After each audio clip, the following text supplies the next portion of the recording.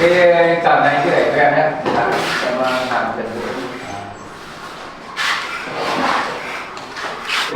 làm sao được? Ông giờ không có những cô giá đây.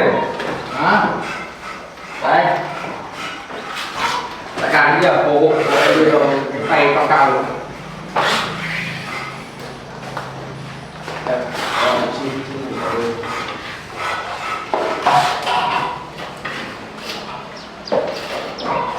Wow ơi, cho cô nhá.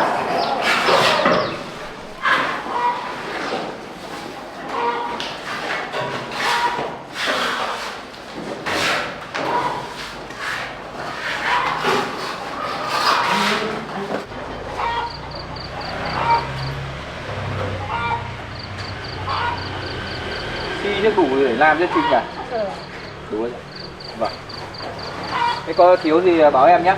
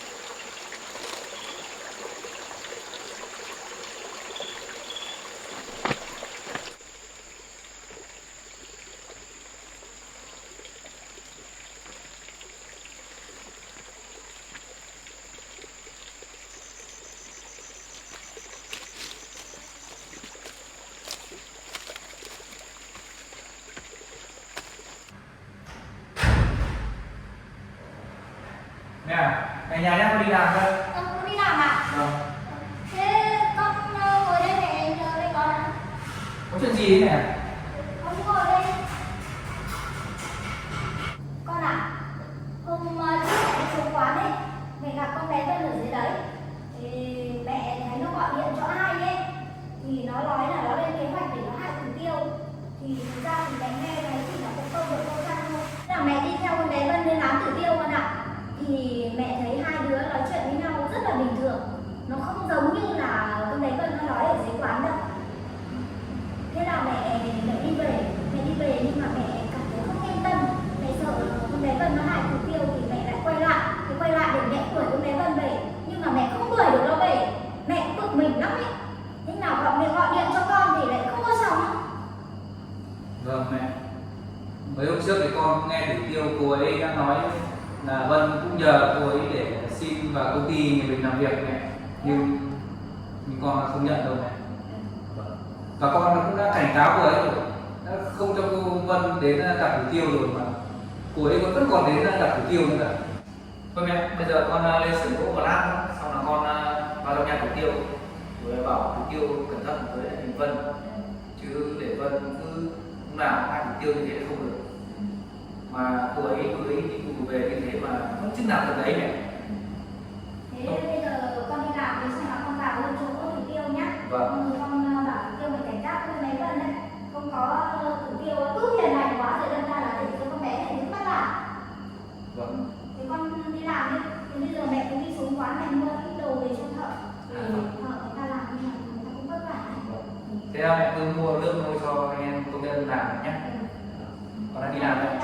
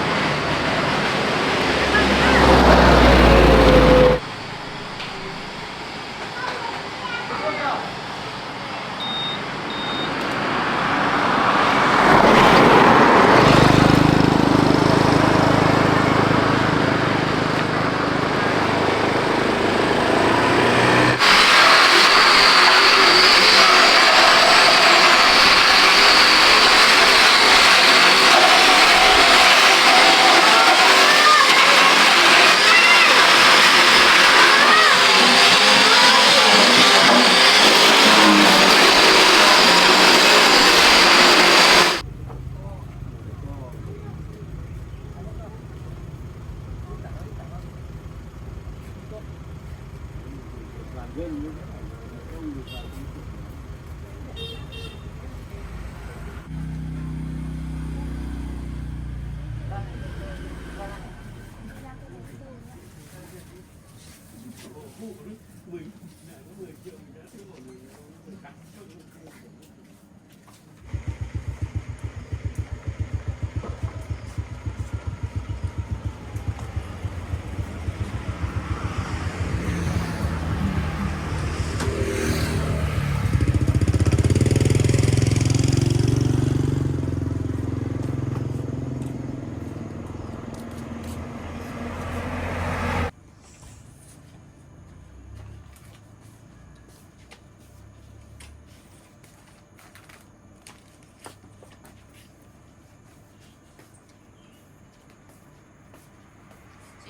mà em mấy chả thì nhiều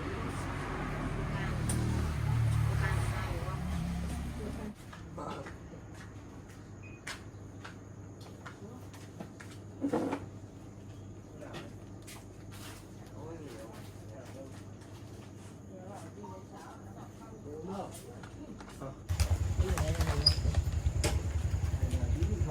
Bác đây.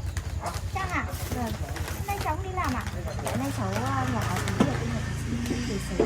Thế à? Vâng. Bác đi mua đồ à? Ừ. Bác đi mua đồ.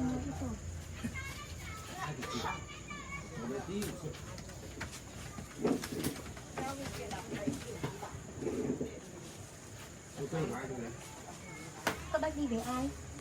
Bác đi bộ. Đi bộ mình à? Đấy 38.000 đấy nữa. Dạ, để em. Em đến lần trước. Ừ. Để em để tí nhé. Của cô đeo cô.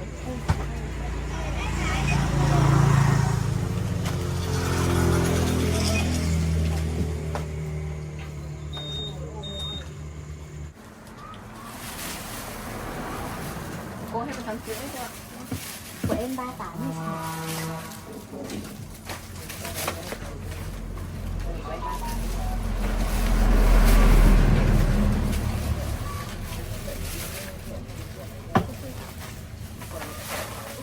Cháu về luôn chưa? Dạ, đây, bây giờ cháu về cháu gửi cho chị đấy. Vâng.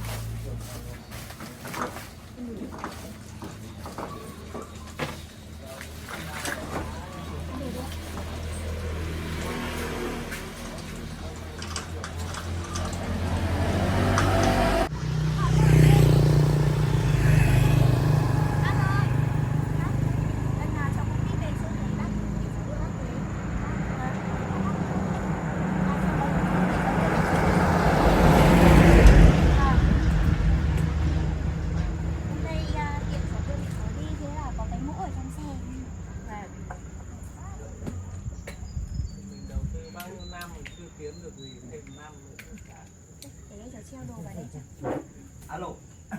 Chiều nay tôi nghỉ buổi họp nhá.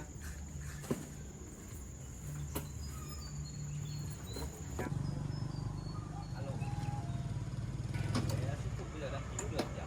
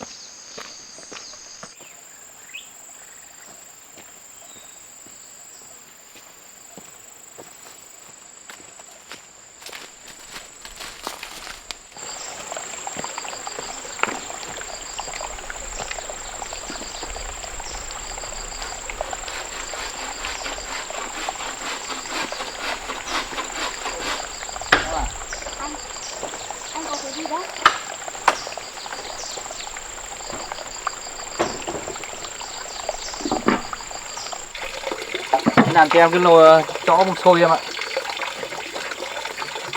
Anh làm bằng gỗ à? Ừ. Cái này là bằng cái gốc của cây cọ. Thế ạ? Được nhá anh nhỉ? Cái này thì sôi được nhiều lắm nhỉ? Đây, em sẽ cho gạo vào đây rồi sôi. Anh làm ở trên xưởng á? Cầm anh làm trên xưởng anh cầm về đây cho em. Mà trước thì anh thấy em đi hái gấc ấy, cho nên là anh đi giúp em sẽ sôi gấc, cho nên là anh sẽ làm cho em cái này. Đẹp nhá anh nhỉ? Cho này cho em nhá. Vâng, anh thử lên sàn cho khỏi bẩn nhá.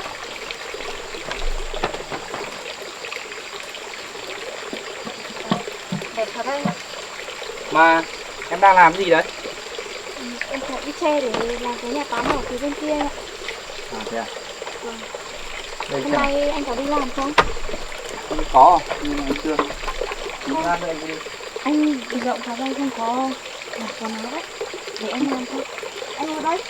Không sao đâu, để như anh xem nào. Em làm như nào?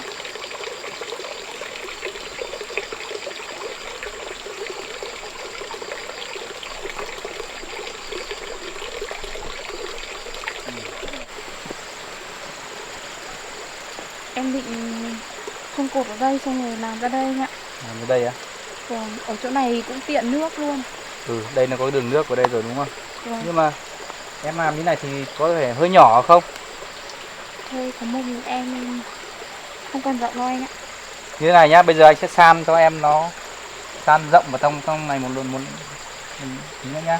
Xong anh sẽ san bằng này cho em. Như thế Cái làm nó rộng cái nhà tắm ra, chứ chỗ này thì em sẽ để đồ trên này. thì luôn cả chậu ở đấy à? Ừ, để chậu với lại xà phòng tắm, dầu gội đầu như thế đấy. Mà thôi cô đặt bản đắt anh với cô uống nước đi để em làm cũng được. Đưa anh làm cho. Mà như thế bẩn hết quần áo của anh đấy. Không sao đâu.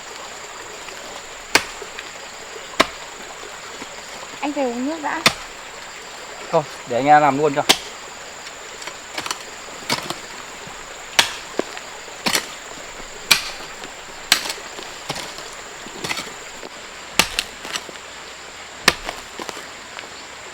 Thế để em về cắt mấy cây tre anh ạ. Em cắt che làm cọc cũng được. Em đã đo chưa? Em đo rồi. À.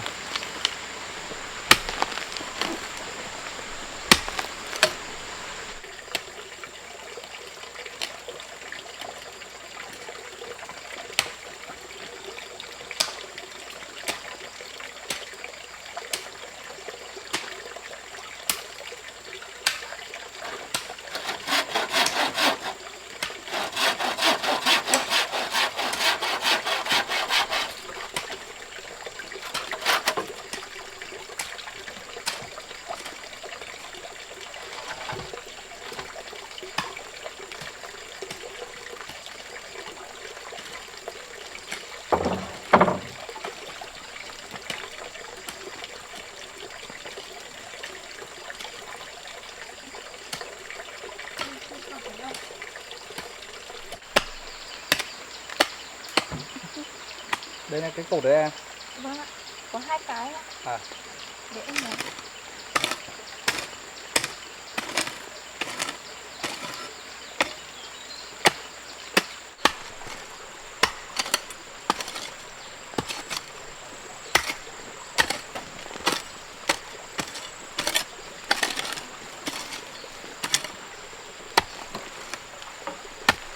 Đấy à, em cắt xong 2 cột rồi đấy á. Vâng ạ. Đây chôn cho. Thôi, để em làm. Em để cốt lốt như vậy đấy nhá.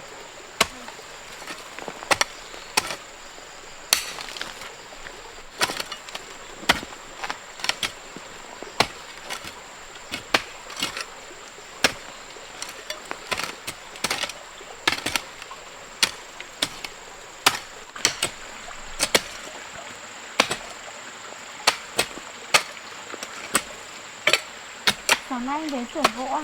Ừ, anh đến xưởng gỗ rồi. Hiện anh cầm luôn lên cái cho gỗ cho sôi cho em.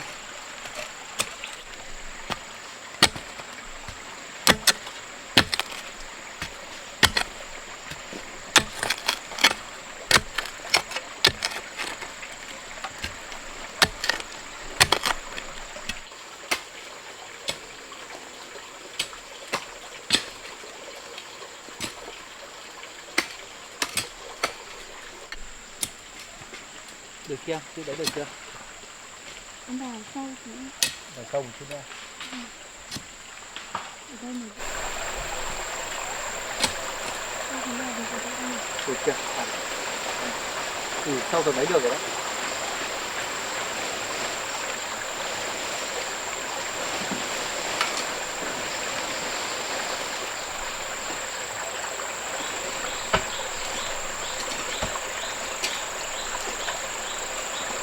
Còn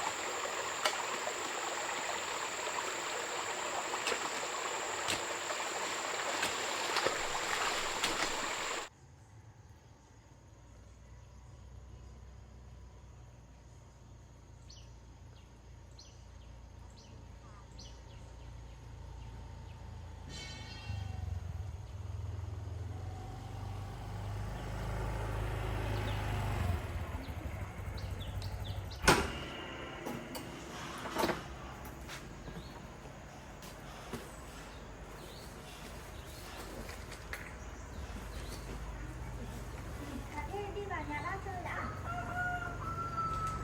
Đi vào ra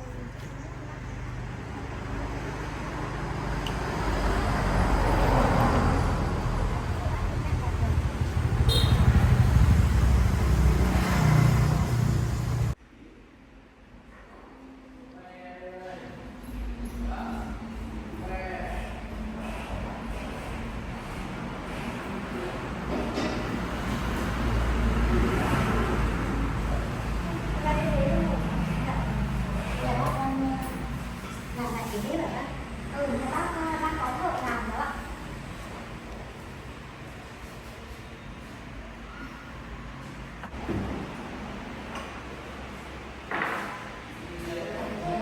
Thế công việc của cháu ở trên xưởng nào?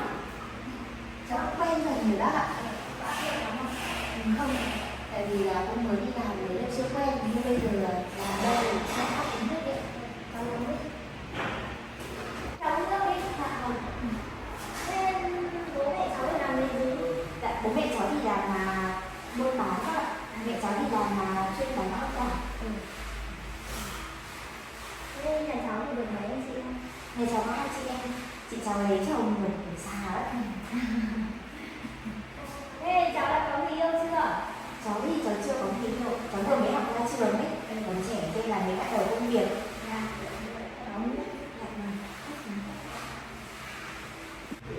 Thôi bây giờ để tuổi các cháu còn trẻ thì cứ ổn định công việc đã, xong rồi đến lúc về tìm được mấy ai mà chính trạng thì cuộc sống của mình sau này là hơi vất vả. Vâng. Và cháu thì có 2 chị em cho nên là cũng muốn tìm kiểu ai ở gần một chút á, để sau này đỡ đần bố mẹ cháu, chứ không ông bà có mỗi mình cũng đương.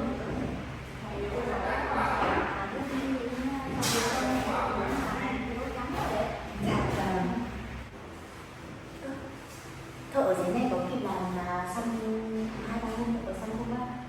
Nếu mà 2-3 hôm nữa thì chắc là cũng không sao đâu cháu ạ. Thế nhưng mà nếu mà ở trên công trình kia mà cần thiết thì tôi cứ cho thợ về trên đấy làm cũng được. Bởi vì nếu mà không về trên đấy làm thì là không kịp tiến độ cho khách hàng ấy. Được. Từ cũng gần Tết rồi, khách hàng cũng đang hỏi mới đổ máy xong thì chắc cũng khoảng 2-3 hôm nữa là lên tầng. Tự vì là bây giờ nhà đây cũng là buổi sáng mà, thì thôi thì mình dừng lại làm sau một chút cũng được. Vì bác cũng vẫn còn nhà dưới nữa. Bác còn nhà dưới kia nữa.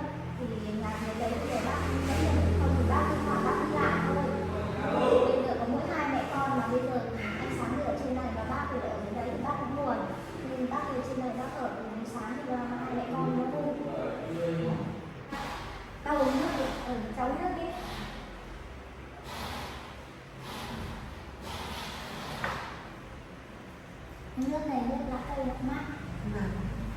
cuốn nó cuốn vào trong này thì nó mát rồi, thơm mát.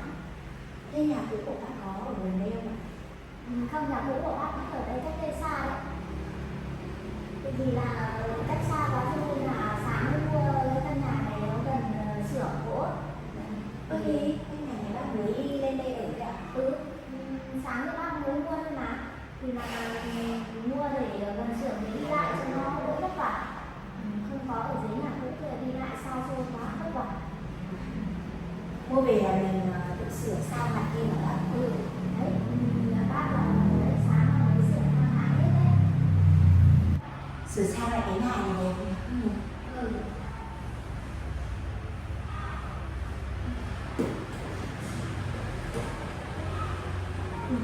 Đúng rồi. Tôi cháu sinh viên cháu đi về trước đi ạ. Hôm nay này cháu có cái việc. Thế là cháu về nhá. Thế thi thoảng được nghỉ thì này qua đây chơi nhá. Dạ vâng. Mình bác ở nhà bác không ở.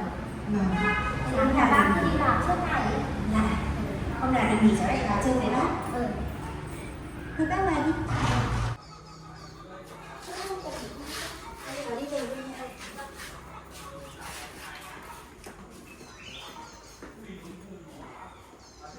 Cháu về nhá. Dạ vâng.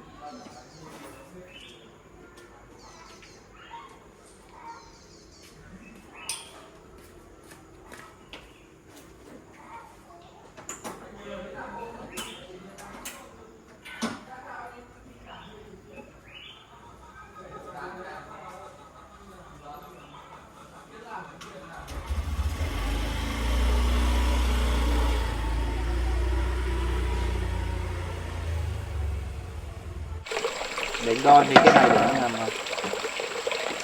cái khả không ạ? Thế anh cắt một cái thôi, để em ra kia lấy cây gỗ vào. À thế à? Ở ngoài kia còn một cây à? Vâng. Lần trước anh làm cái tròn này vẫn còn. Đúng Em mang nhất. vào xem có được không nhá? Em cầm ở đây cho anh.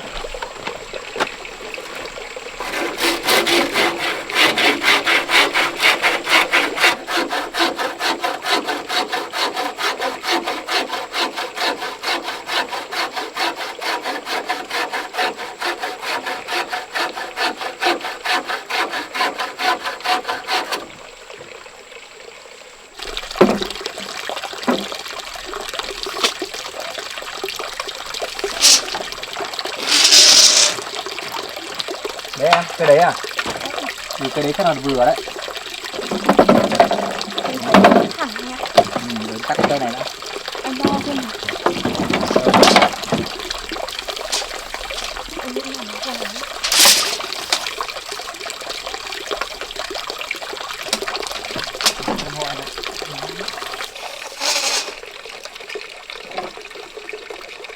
Thừa anh. Thừa cắt đoạn này đi em ạ. Vâng. Để em cắt đã. Em cắt luôn cây này.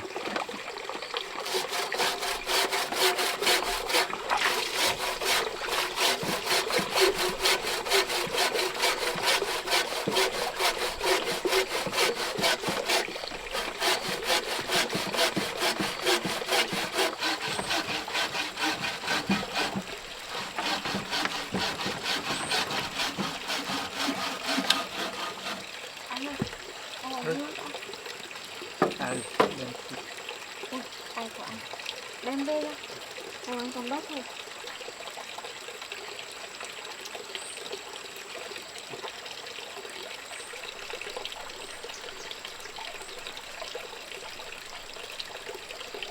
Anh ngồi đây. Thôi, để anh làm nốt đã.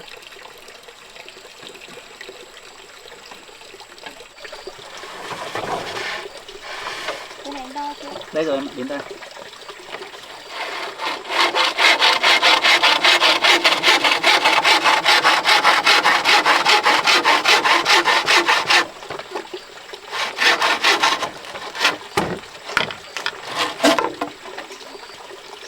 Nhá, em mang vác bọn đấy ra cho anh.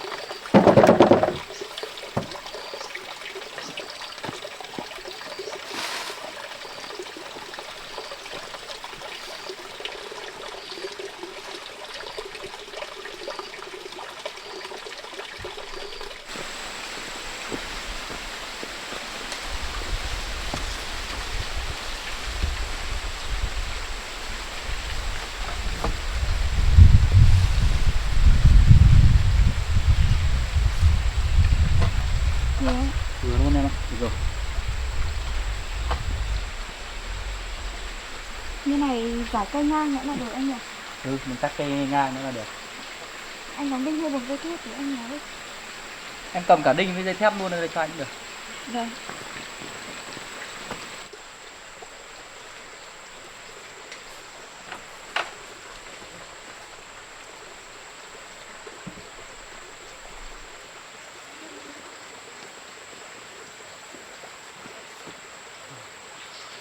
Anh nhìn dây thép à?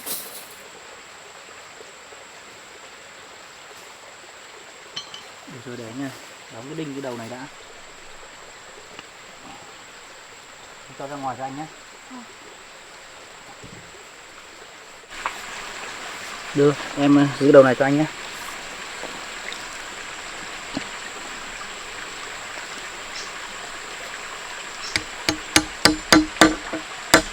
Có phải dịch lên không anh? Cầm đấy cho rồi.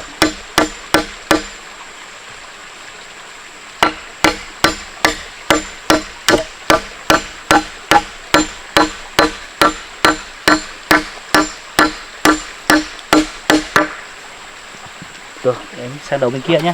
Vâng.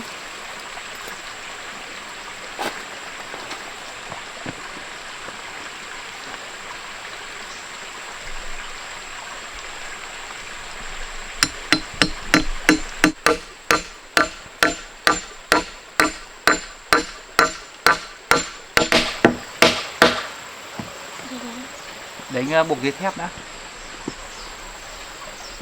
Em về cắt cái chai sàn này nhá. Ừ, em cắt cái chia sàn cho bạn được 1m2 em nhé. 1m2 ạ. 1m2.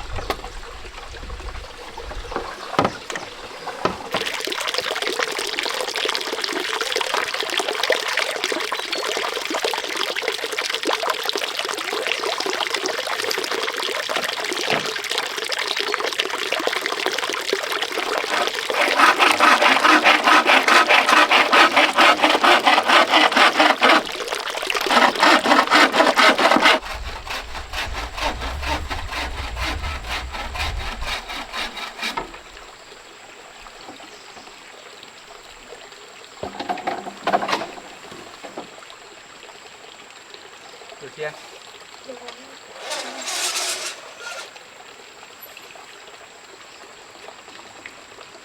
Cái này bổ ra đó.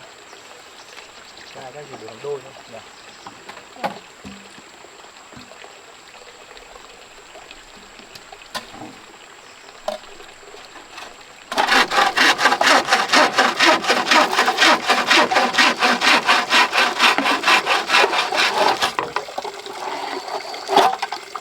Đây nha.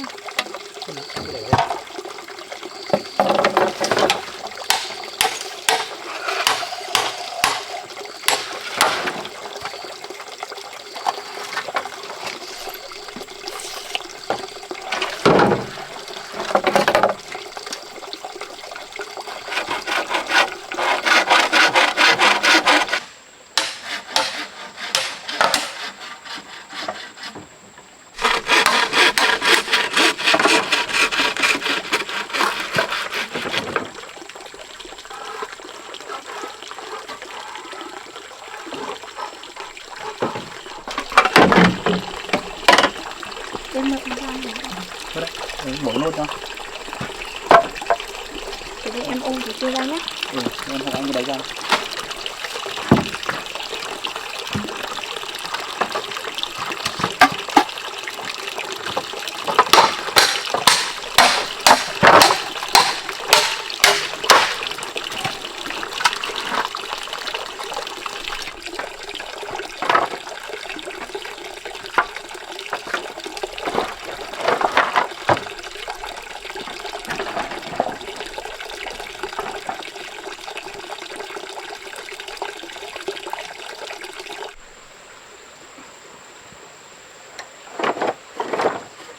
Xem nào.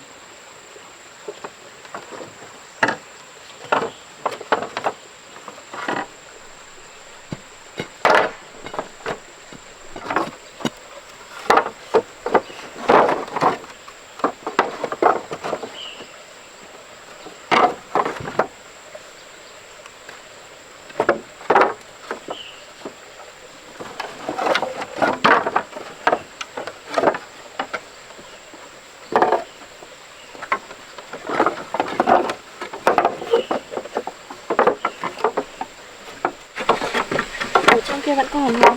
Còn em ạ. Để em ôm cho. Ừ, em giúp anh bê ra đây nốt.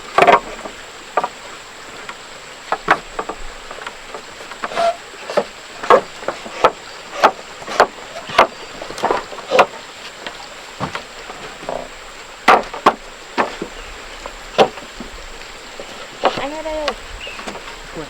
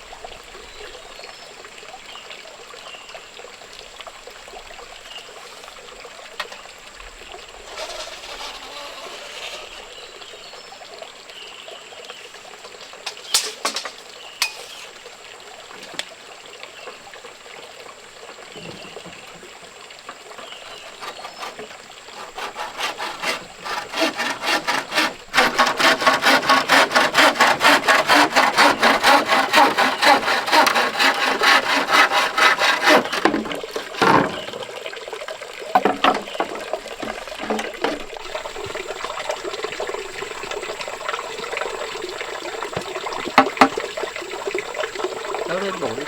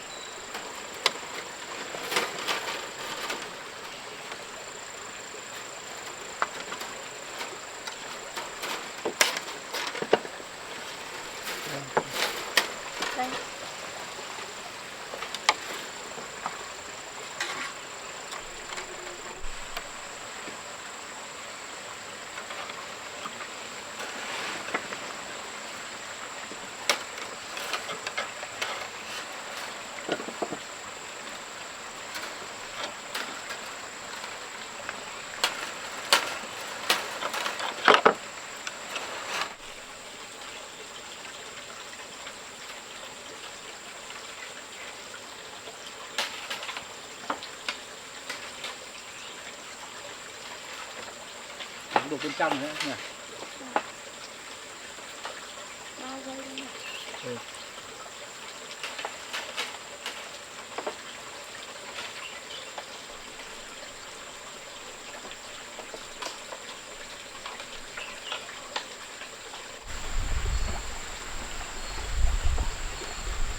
Được rồi. Mà chặt luôn cái nứa ở đây em này cho nó khoan. Chặt luôn cây này về mình đan luôn nhỉ. Đang xem. Chặt mình đan trên luôn.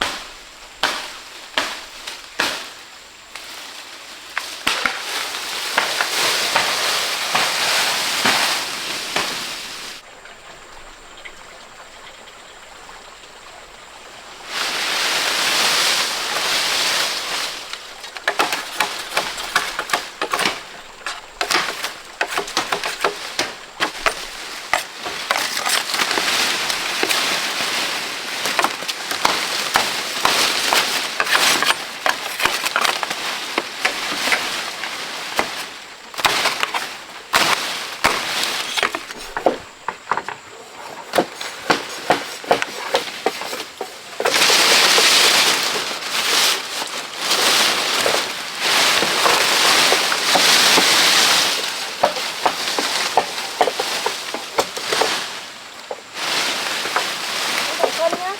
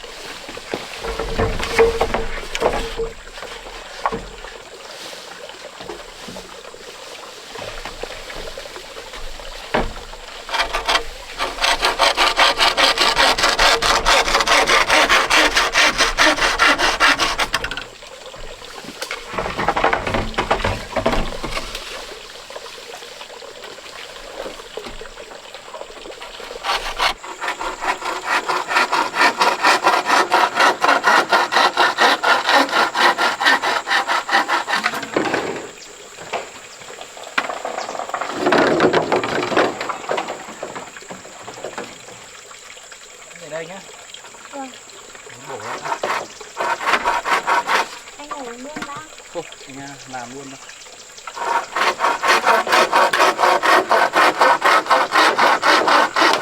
Oh.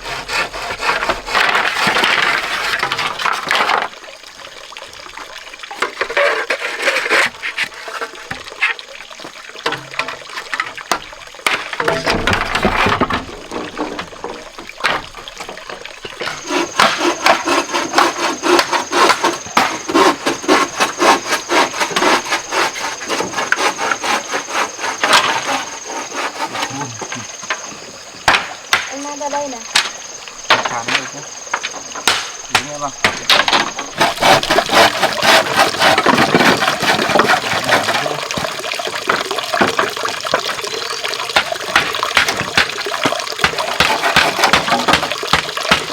Anh ngồi xuống đấy chặt đấy. Được đấy. Cái nào mà cái đó cho em. Em chuyển lên đây cho.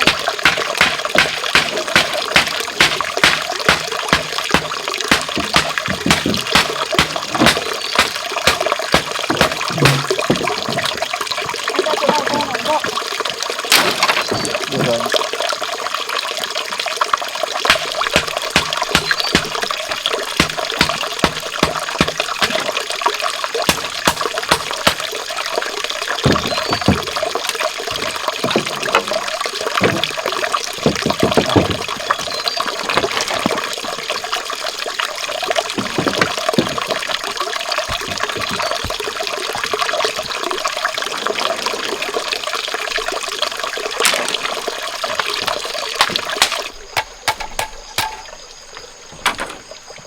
Ở đây đặt được ạ.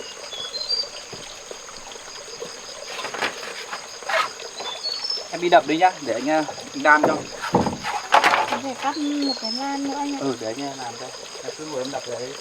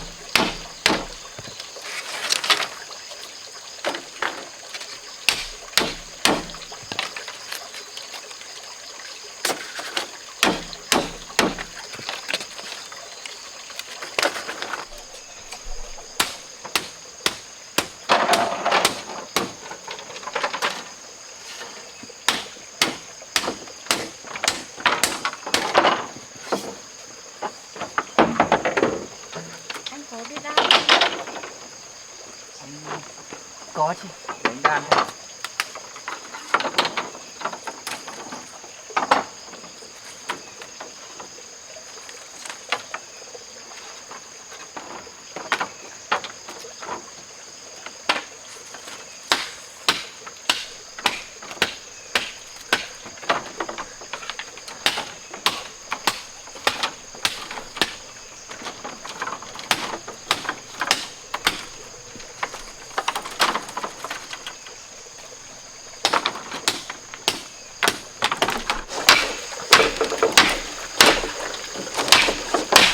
À, em ơi, Dạ.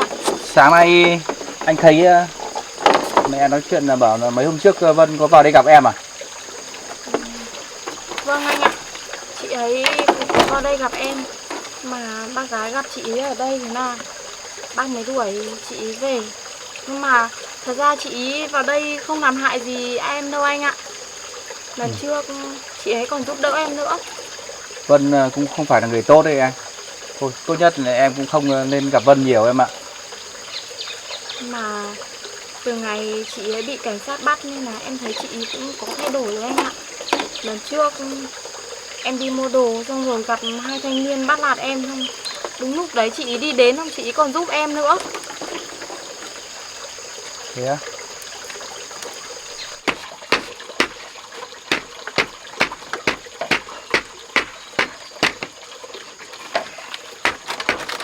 Nhưng mà anh cũng không muốn cho em gặp Vân nhiều đâu em ạ. Cô ấy đã biết bao nhiêu lần làm hại em rồi. Em biết là anh lo lắng cho em, nhưng mà chị ấy cũng không có ý xấu gì. Mà thôi, em sẽ để ý hơn anh ạ. Mà anh cũng đang nói chuyện với Vân rồi đấy em ạ. Anh cũng bảo cô ấy rồi, từ giờ đến không được gặp em nữa, nhưng mà sao cô ấy vẫn vào gặp em như thế nào nhỉ? Thì do hôm đấy chị ấy giúp đỡ em nên chị ấy mới vào đây thôi. Nhưng mà thôi được rồi, em cứ phải để ý đến Vân nha em nhé. Anh thấy mẹ nói như thế thì anh cũng lo lắng cho em lắm. Vâng, em biết rồi anh ạ. Để ý cô ta em ạ, chứ anh thấy Vân cũng không tốt đâu.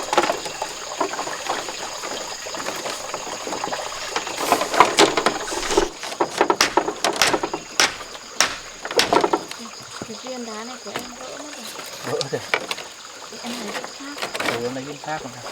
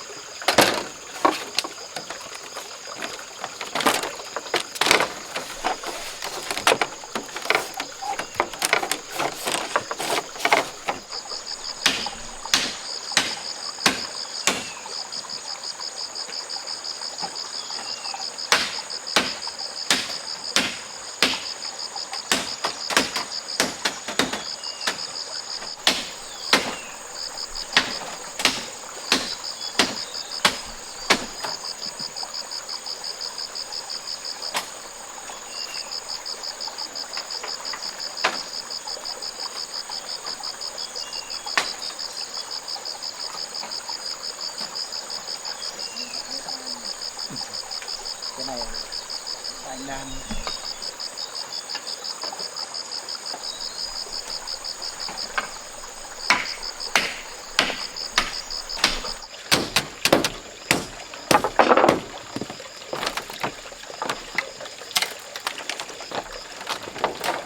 Để em khiêng nhé. không cần đâu em ạ, không có làm. Em đi cẩn thận nhé.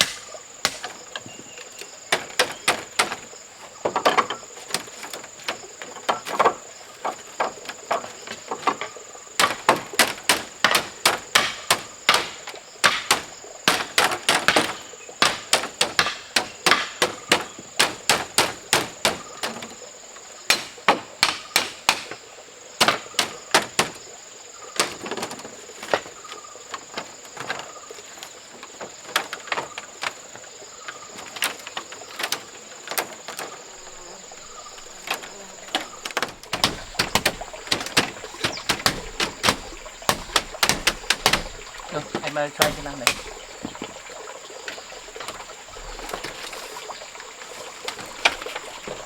Em để đây nhé.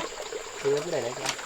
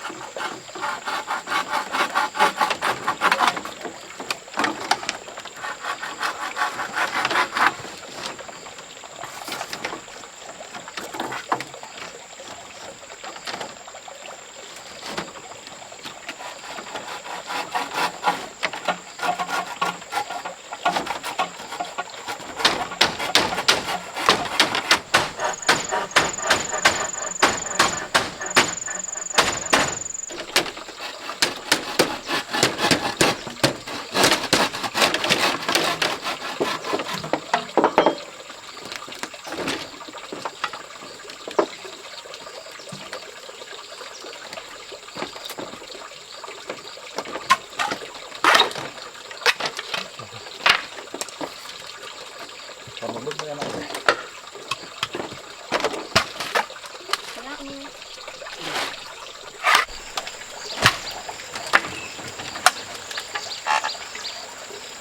Còn một bức nữa em ạ. Anh ngồi uống nước đi. Rồi đây.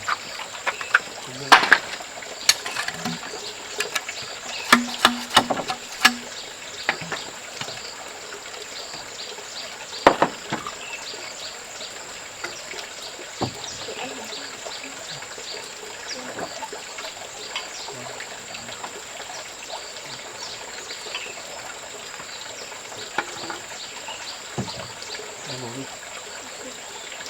Anh uống nước. Anh đang về thứ đất. Ai có cả. Đây còn bức nữa.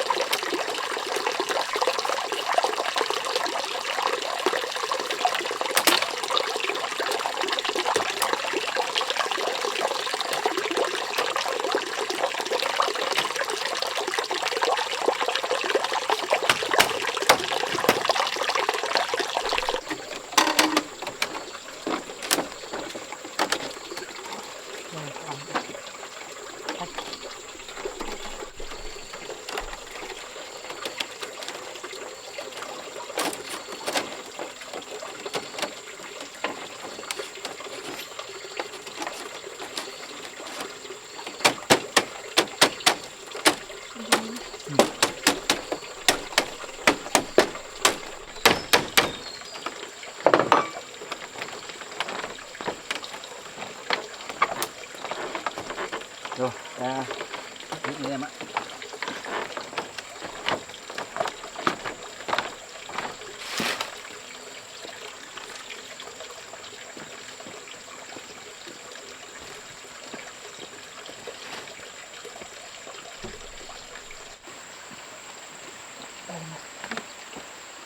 Không đặt trên đấy.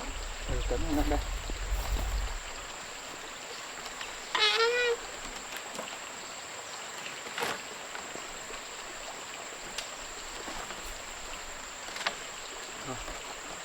Được chưa? Được rồi. Thấy Anh buộc lấy rồi. cái dây thép ở chung đi. Tạm người đấy nha.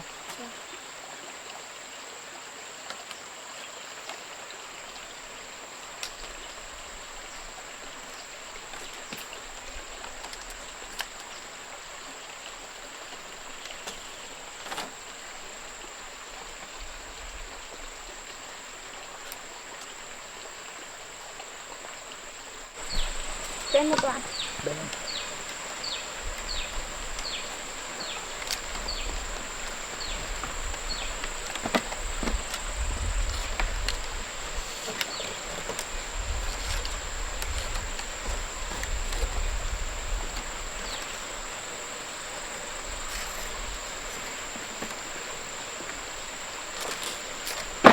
Khiêng bước kia ra.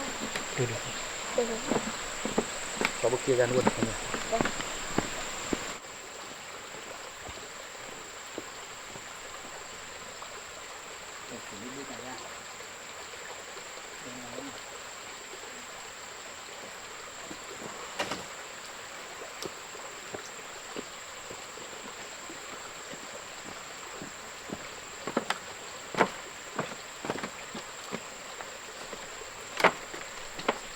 Cho bên này.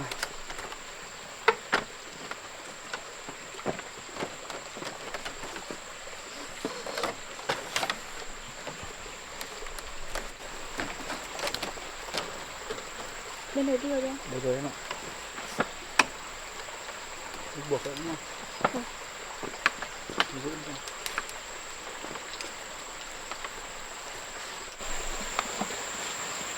Rồi em ạ, cho nốt kim kia vào đây.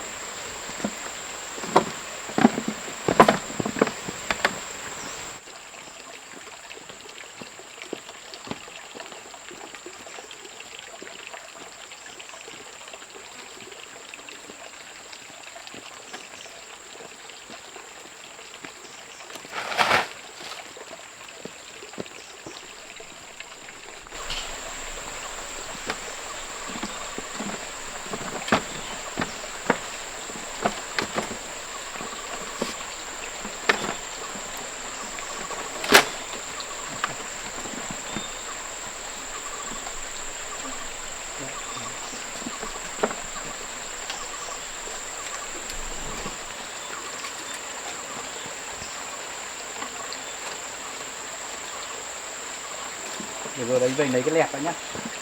Vâng, cái lép em để ngay góc nữa.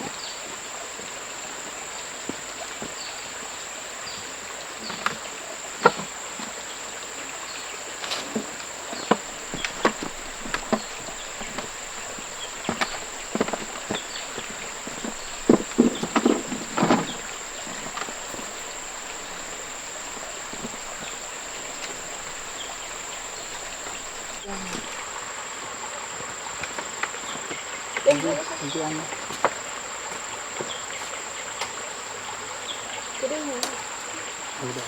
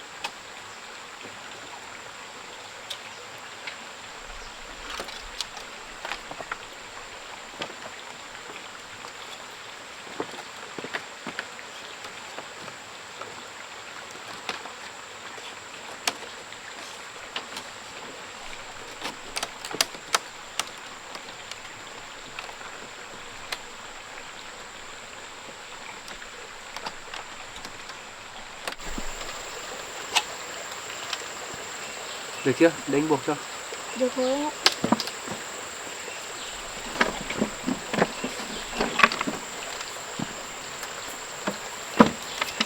Được rồi em nhỉ. Này, được. Đi em.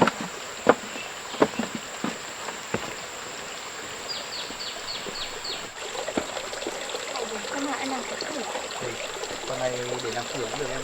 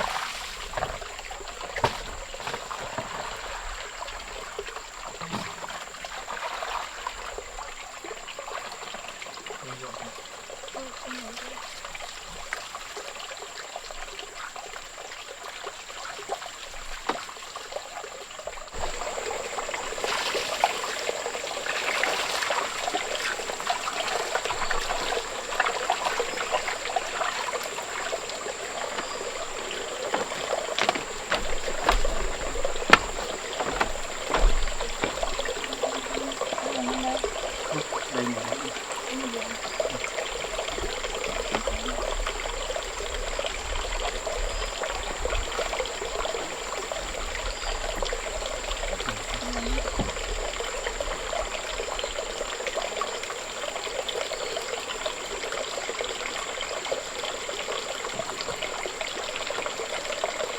Nóng quá nhỉ.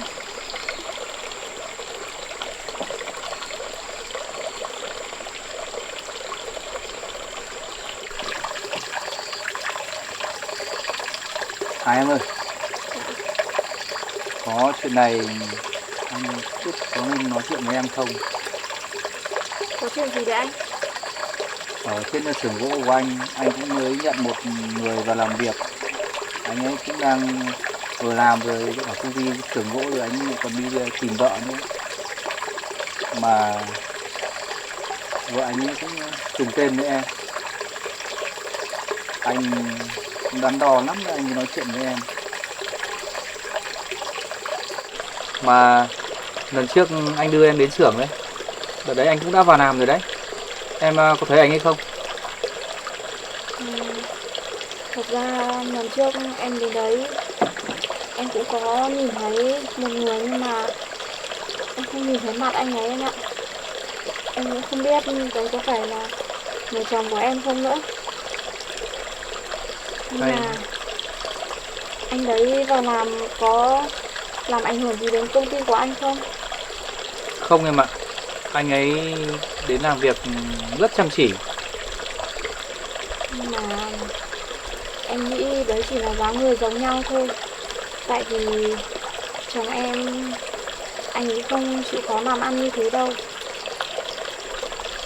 Mà hay bây giờ em có thể xuống xưởng gặp anh ấy cùng với anh được không? Nhưng mà Không sao đâu ạ. Em cứ xuống xưởng rồi gặp anh ấy xem như thế nào. Có phải anh ấy là người thân của em không? nếu mà đấy là chồng của em, anh ấy mà biết em ở đây thì anh ấy sẽ không để cho em sống như thế đâu. Mà nếu bây giờ em đến đấy mà gặp anh ấy mà đúng là chồng của em thật, thì anh ấy biết chỗ ở của em chắc chắn anh ấy sẽ không để cho em yên đâu. Bởi vì em biết tính của anh ấy. Mỗi lần đi chơi với bạn và uống rượu say về, anh ấy toàn đánh em thôi.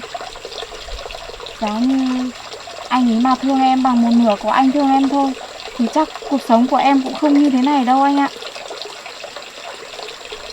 Nhưng mà anh thấy anh ấy bây giờ cũng làm việc rất chăm chỉ mà em.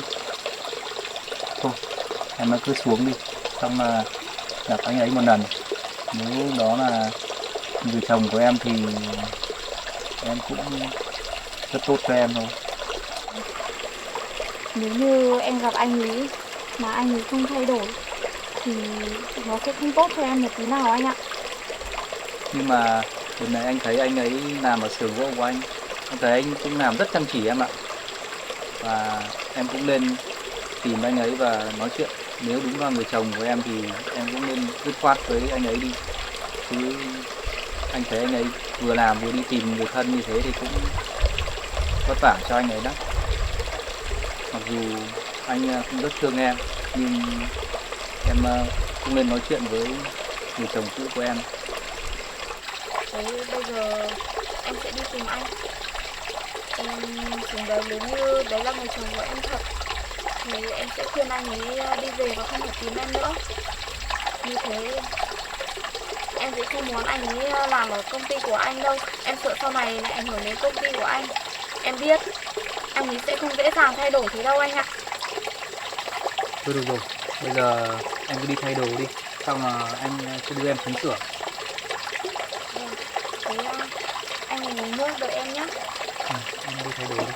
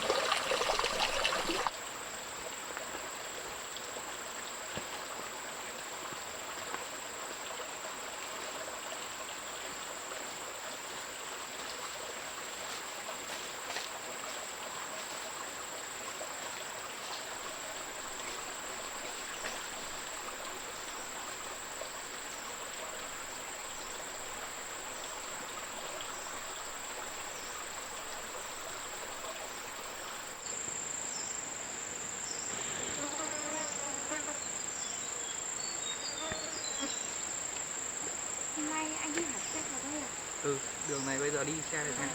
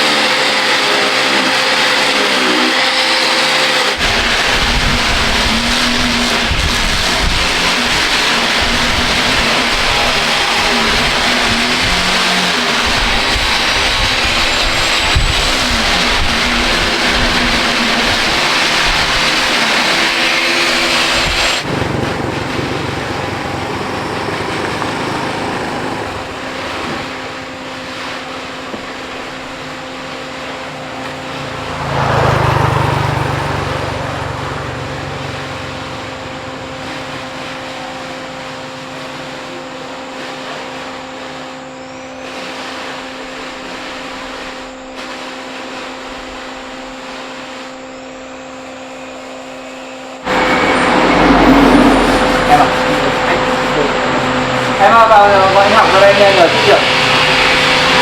Học ơi. Sao đây mà? Em là cái chồng, nếu mà anh ấy đúng là chồng của em thì có cái gì đâu. Anh em có gia đình à? Chồng anh có việc gì đấy? Anh à? Tiêu à? Đây có phải là chồng của em không? À, anh ơi, anh đã bỏ khẩu trang xuống cho xem một chút. À, dạ. Không phải em. Đây không phải là chồng của em. Chắc là anh tìm người.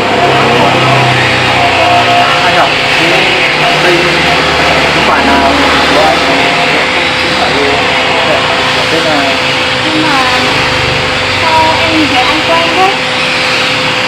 các anh nhìn mình. Em gặp anh ấy ở đâu rồi em ạ? Em cũng quen với anh học nhá. Chắc tôi nhìn nhầm. Em có nhìn thấy anh ấy một lần rồi nhưng mà em không nhớ. Em à, thế có phải là người chồng của em không? Không anh ạ, anh ấy không phải chồng của em. Nhưng mà... À, em nhớ rồi. Anh ấy là bạn chị Vân. Anh ấy có đi cùng một người bạn nữa vào ngôi nhà của em đang ở anh ạ. Đúng là anh ấy rồi. Anh học à? Anh quen cả với Vân cả. Vân không phải Vân người béo à? Vâng, đúng rồi. Cô ấy là cô Vân. Người gặp gặp anh. Thế anh quan với Vân thì anh đến công ty tôi có mục đích gì? Thực ra tôi đến công ty làm không có mục đích gì cả, chỉ mục đích của tôi là kiếm tiền. Thì là trong cái khoảng thời gian mà tôi đi tìm vợ ấy là khoản tài chính của tôi rất là khó khăn. Còn tôi quen với Vân là trong cái thời điểm đấy là tôi đang đi tìm vợ. Thế là cũng có gặp và làm quen với Vân thì trong quá trình mà đang thiếu vốn đấy thì cô ấy đã giúp đỡ tôi về một số công việc. Còn đến nhà bạn này thì có 1-2 lần tôi có đến nhà bạn này. Cảm ơn mình của tôi nhé. Bởi vì là từ ngày Vân bị cảnh sát bắt tôi đến giờ tôi không có liên lạc gì với Vân cả. Tôi cũng không có làm việc gì với Vân. Xin cảm ơn mình. Thôi được rồi, cái việc này ấy, thì anh có để tôi kiểm tra lại nhá. Bây giờ anh ấy không còn liên quan gì đến Vân nữa thì tôi mới để anh lại công ty làm việc được. Chứ còn anh mà vẫn liên lạc đi làm với Vân thì tôi sẽ cho bộ anh một công việc luôn. Tôi chắc chắn là giám đốc sẽ yên tâm của tôi không có liên lạc với Vân nữa. Giám đốc ơi, giám đốc đừng có đuổi việc tôi nhé. Bởi vì nếu mà giám đốc mà đuổi tôi bây giờ nhé thì tôi cũng không biết ở đâu. Còn tôi hướng giám đốc làm từ giờ thì là tôi cũng sẽ không làm việc với Vân nữa. Làm một tay trái như thế thì tôi cũng không muốn làm. Và nếu mà tôi có làm thì con tôi mà biết thì chắc cô ấy cũng không đổi với tôi đâu. Tôi được rồi. Ai gan à? Bây giờ nhé, em điều tra giúp anh xem cái mối quan hệ của anh học với lại Vân như thế nào. Nếu mà tôi mà biết anh vẫn quan hệ với Vân như thế thì tôi sẽ không cho anh làm việc ở công ty nữa đâu. Tôi hướng giám đốc. Thôi được rồi, bây giờ tôi sẽ cho anh ở lại xưởng làm việc. Nếu mà anh còn làm việc với Vân nữa, tôi sẽ không cho anh làm việc ở xưởng này nữa đâu. Dạ vâng. Tôi sẽ mời anh ra khỏi công ty luôn. Vâng. Cảm ơn giám đốc. Em hứa mọi thứ giám đốc công ty của tôi. Thế được rồi, bây giờ anh cứ đi vào làm việc đi. Được anh. Bây giờ nhé, anh học có nhiều cái điều thì em cố gắng để ý được anh học với anh nhé.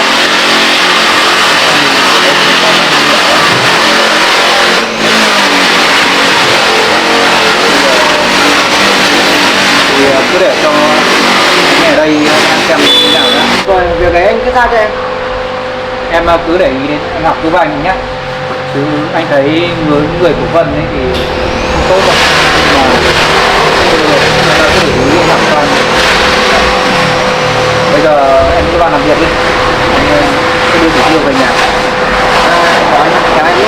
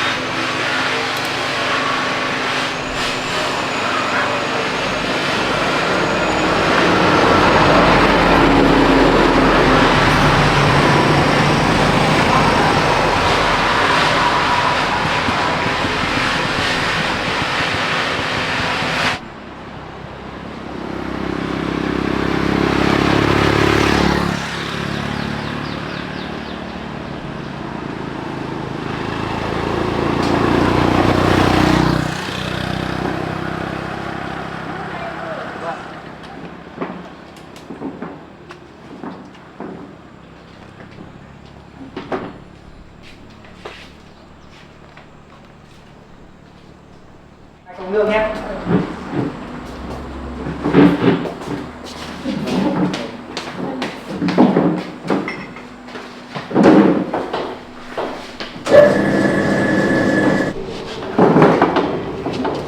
May quá, hôm nay anh cũng đưa em đến xưởng gỗ mới biết anh học là người của Vân này. Lần trước anh ấy cùng với một người nữa vào lán em anh ạ. Vâng. Dạ vâng, cảm ơn chị. Nhưng mà anh vẫn phải để ý nhé. Vấn đề này thì anh sẽ để ý vào dây gam, anh sẽ để ý cho anh học. Em uống nước đi. Dạ vâng, anh uống đi ạ.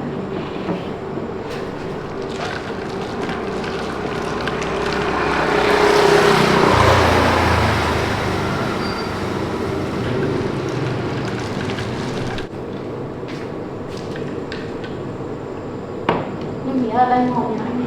Ngon lắm em. Uống nước xong mà anh đưa em về nhà nhé. Vâng ạ. Mà nhìn anh học thì cũng thương anh nhỉ. Anh ấy thấy thương, không biết người vợ anh ấy như thế nào mà anh ấy cứ lặn lội đi tìm như thế. Mong là anh ấy sớm tìm được vợ của mình. Không, em uống nước đi. Vâng ạ.